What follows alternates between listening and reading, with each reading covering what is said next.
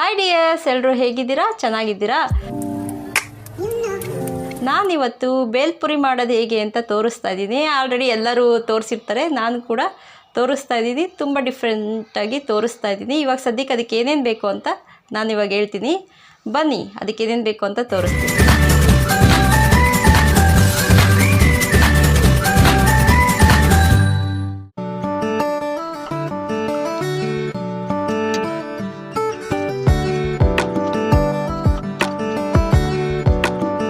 ಹಣ ಬಂದ ಏನೋ ಅದು ಚಿಕ್ಕ ಹುಡುಗರ ತರ ಹಣೆ.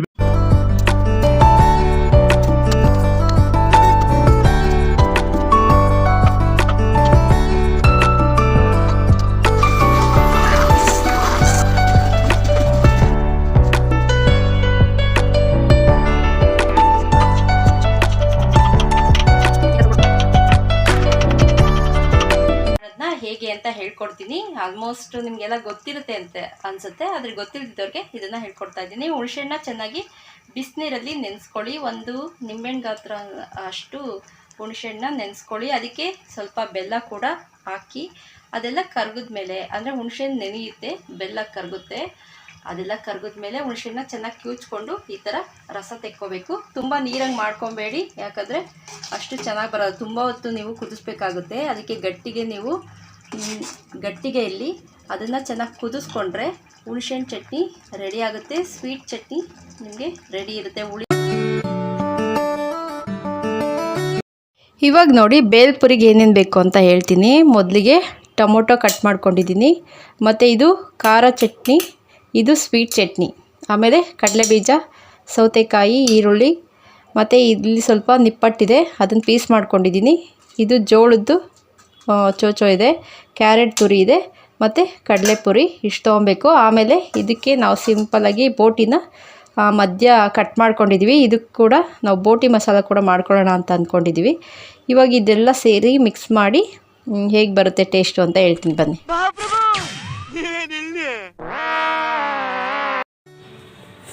ನೋಡಿ, ಇವ್ರಿಗೆ ಮನೆಗೆ ಏನಾದ್ರು ರಜಾ ಬಂತು ಅಂದರೆ ನಮಗೆ ಕೆಲಸಗಳು ಜಾಸ್ತಿ.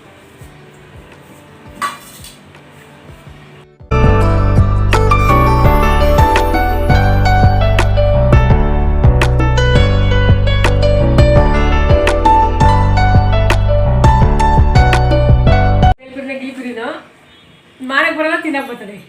ಅಣ್ಣ ಸಖತ್ ಆಕ್ಟಿಂಗ್ ಮಾಡ್ತಿದ್ದೆ ಕಣ, ಕಲಾವಿದ ಕಣ, ನಮಸ್ಕಾರ ಕಣ. ನೀನು ನಿಮಗೆ ಯಾವ್ದು ಜಾಸ್ತಿ ಇಷ್ಟನೋ, ಒಬ್ರೊಬ್ರಿಗೆ ಯಾವ್ದಾವ್ದು ಇಷ್ಟನೋ ಅದನ್ನು ಜಾಸ್ತಿ ಹಾಕೋದು. ಈರುಳ್ಳಿ, ಸೌತೆಕಾಯಿ ಹಾಕ್ತೆ ಫಸ್ಟು. ಈರುಳ್ಳಿ ಸ್ವಲ್ಪ ಹಾಕಿದ್ದೀನಿ,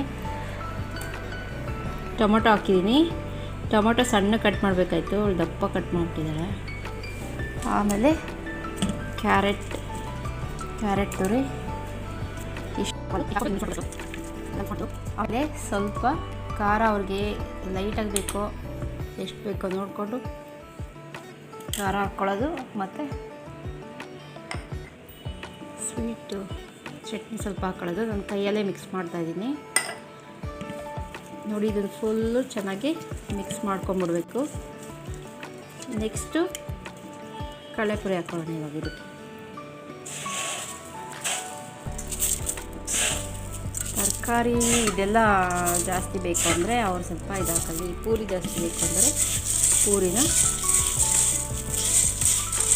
ಇದೆಲ್ಲ ಮಿಕ್ಸ್ ಆದಮೇಲೆ ಇವಾಗ ನಾವು ಸ್ವಲ್ಪ ಇದು ಜೋಳದ್ದು ಸ್ವಲ್ಪ ಹಾಕ್ಕೊತೀನಿ. ಆಮೇಲೆ ಸ್ವಲ್ಪ ಕಡಲೆಬೀಜ ಲಾಸ್ಟಲ್ಲಿ ಹಾಕೋಬೇಕಿಲ್ಲ, ಸ್ವಲ್ಪ ನಿಪ್ಪಟ್ಟು ಇಷ್ಟು ಹಾಕ್ಕೊಂಡು ಒಂದು ರೌಂಡು ನೋಡಿ. ಇವಾಗ ರೆಡಿಯಾಗಿದೆ. ಇವಾಗ ಪ್ಲೇಟ್ಗೆ ಸರ್ವ್ ಮಾಡೋಣ. ನಿಮ್ಗೆ ಇನ್ನೂ ಎಕ್ಸ್ಟ್ರಾ ಮೇಲೆ ಏನಾದರೂ ಬೇಕು ಅಂದರೆ ಕ್ಯಾರೆಟ್ ತುರಿ ಆಗಲಿ, ಸೌತೆಕಾಯಿ ಆಗಲಿ, ಏನು ಬೇಕಾದ್ರೂ ಹಾಕ್ಬೋದು. ಸ್ವೀಟ್ ಚಟ್ನಿ, ಖಾರ ಚಟ್ನಿ ಏನು ಬೇಕಾದ್ರೂ ಹಾಕ್ಕೊಬೋದು. ನೋಡಿ, ಬೇಲ್ಪುರಿ ಎಷ್ಟು ಈಸಿಯಾಗಿ ರೆಡಿ ಆಯಿತು.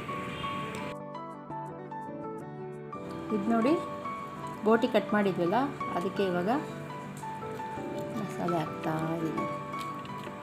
ಮಸಾಲೆ ಎಲ್ಲ ಈರುಳ್ಳಿ, ಸ್ವಲ್ಪ ಈರುಳ್ಳಿ ಹಾಕಿ ನಾವು ಬೇಲ್ಪುರಿ ಮಾಡ್ಕೋಬೇಕಾದ್ರೇ ಮಾಡ್ಕೊಬೋದು. ಬೇಗ ಮೆತ್ತಗಾಗುತ್ತೆ, ಫಾಸ್ಟಾಗಿ ಮಾಡಬೇಕು.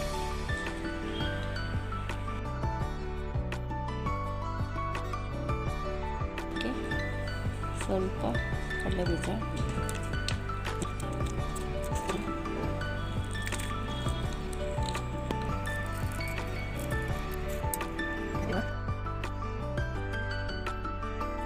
ಲಾಸ್ಟಲ್ಲಿ ನಾವು ಸ್ವಲ್ಪ ಖಾರ ಈ ಪುದೀನ ಹಾಕ್ಬೇಕು. ಇದಕ್ಕೆ ಪುದೀನ ಕೊತ್ತಂಬರಿನ ಸ್ವಲ್ಪ ಹಾಕ್ಬೇಕಾಯಿತು.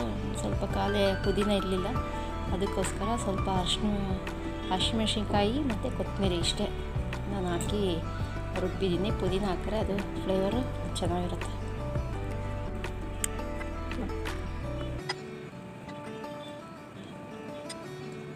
ಬೋಟಿ ಪೂರಿ ರೆಡಿಯಾಗಿದೆ. ಟೇಸ್ಟ್ ಮಾಡಿ ಹೇಗಿದೆ ಅಂತ ಕಮೆಂಟ್ ಮಾಡಿ ಆಯಿತಾ. खत्म, bye bye, tata, goodbye, गया.